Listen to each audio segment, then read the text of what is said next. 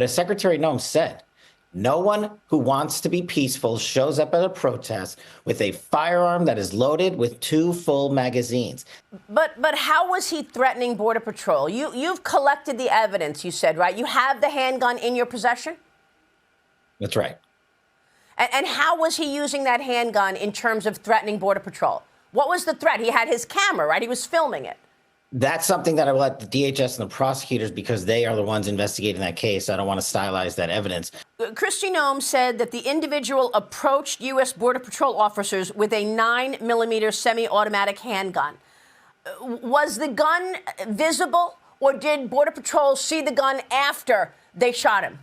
Again, all those pieces of the investigation are being led by DHS and HSI, and I don't want to comment on their ongoing investigation. Look, I don't want to stylize the evidence or comment on some kind of investigation. I'm just going to make some wide sweeping, unfalsifiable claims because that's what we do here at the FBI. Anyway, here's Jessica Palate Cleanser Tarlov explaining the hypocrisy of arguably the stupidest administration in American history. Have you seen the body cam video? I was unaware you had the body cam. You know what? It's going to exonerate all the agents. You're completely right. Stephen Miller saying an assassin tried to murder federal agents, and this is your response. And J.D. Vance retweeting it says something about where this administration is and how they're considering it before and after the murder of Alex Pretti. And this will go down in history as a turning point for this. Greg Bovino wouldn't be leaving tomorrow if an innocent person wasn't killed.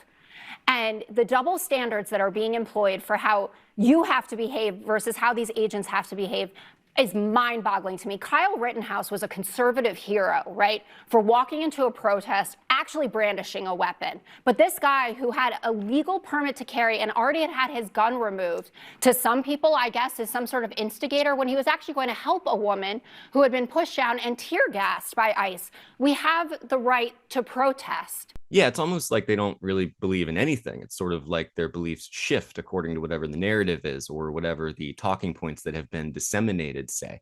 Problems arise, however, when one of those talking points happens to be about a U.S. citizen who was shot to death in the back 10 times by a federal agent and how he's actually a domestic terrorist. Remember that? Hey, how's that whole talking point going for you guys? Tricia, is the department and the secretary pulling back that label of domestic terrorist from the Alex Pretti situation? Dana, in this situation, we have seen on the ground in Minneapolis a highly coordinated campaign of violence against our law enforcement. Your viewers have seen the images. And in this case, we saw an individual who he was armed. He got into a physical altercation with law enforcement. He was in the course of obstructing a federal operation, which is a federal crime. The Department of Homeland Security, we work every day to make sure we're giving the American people swift, accurate information, and so we'll continue to do that as facts are emerging, as things are evolving. Then are you standing by calling him a domestic terrorist?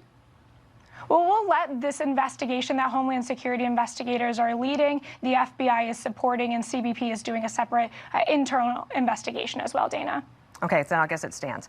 It's kind of funny that they just immediately push out this idea that Pretti is a domestic terrorist. It's sort of like ringing a bell that they can't unring. And then when people ask them about that bell that they rang really loudly, they're like, whoa, whoa, whoa, we don't want to ring any alarm bells. Also, I've yet to hear them define what an actual federal operation is, because it sounds like a federal operation in this case is just unleashing a bunch of illiterate goons into, like, I don't know, the city of Minneapolis, so that anything that happens to them is part of a federal operation. So by that logic, maybe they should start taking their guns and shooting at the snow they keep slipping on, because that too is interfering with a federal operation. Define your terms, dum-dums.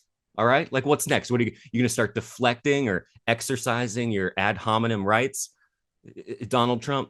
Mr. President, some of your own administration officials have labeled Alex Pretti. By the way, this is ABC fake news, this one. She hasn't asked me a good question in years. I think a nice woman, but I don't really like her too much. Go ahead. What did you say? I'd say ABC's about as bad as they get. I mean, that's just an oldie but a goodie. You know what I mean? That's one of those Trump classics. He almost called that woman a piggy. But he didn't do that because he's a gentleman and he would never say such a degrading thing. Right? Oh, right. No, I'm being sarcastic again. Sometimes it gets away from me. Anyway, here's Paul Mercurio explaining the situation way better than I could. Well, the fish stinks from the head down. I'm not forgiving Bavino and Noem, but I'm not shocked by this when you have a president look us in the eye and say, oh, January 6th, they were just taking a tour of the Capitol. Yeah, and they went out and had lunch. They've been taught that they can say anything and get away with it. Oh, wait a minute, be elected president. So what ends up happening? They come out, they get a script, they know their boss is going to like the script, and we're off and running. And now this one blew up in their face because a man gets shot 10 times and people are now protesting in the streets. And I don't know about you, but if you look at history, this feels like the Vietnam War protests. And that's when Nixon finally started to get the message, and Johnson, that things were going south. And that's what's happening here. Incorrect. And I've actually been seeing this firsthand for the past few days over on the free speech platform known as X, where I've been making fun of a lot of right-wing media people just as like a hobby and a form of self-care. You can check it out at Elliott C. Morgan, 2 L's, 2 T's. But he's right.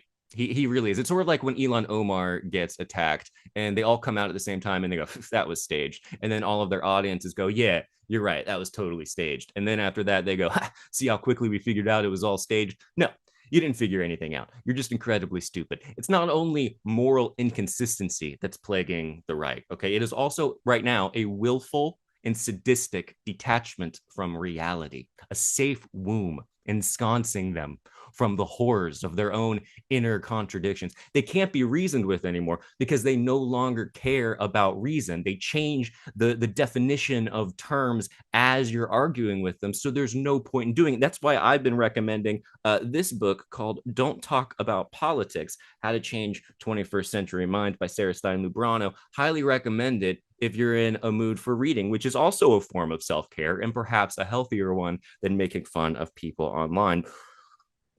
You know, pick your poison, I guess. Anyway, I feel like there was something else I was going to say. Oh, yeah, don't be like the Trump administration, folks. Don't exit reality. Keep your feet on the ground. And I don't just mean that in terms of reality, but also, you know, in terms of where the protests are actually happening. At least that's my take. F ICE and F the DHS and this administration. Now I'm going to F off because I think the sun is about to set my hair on fire and I have some trolling to do. So